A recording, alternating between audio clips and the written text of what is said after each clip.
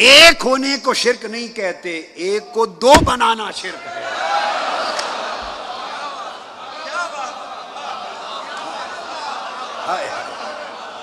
ہائے ہائے ہائے، رستہ ایک رہے، سمت ایک رہے، جہت ایک رہے، توجہ ایک رہے، ربط ایک رہے، تعلق ایک رہے، معرفت ایک رہے، دھیان ایک ہی رہے، ہر کوئی اسی میں سمائے تو توحید ہے، اور دو میں بٹ جائیں تو یہ شرک ہے۔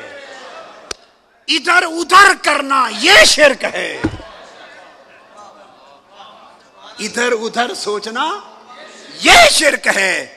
توحید والا کہتا ہے کہ نہ ادھر کی بات کرو نہ ادھر کی بات کرو، ادھر ادھر تم نے بنا رکھے ہیں، میں نے اپنی عبادت میں مصطفیٰ کا سلام رکھا اس لیے ہے کہ نہ گرد ہے نہ درد ہے۔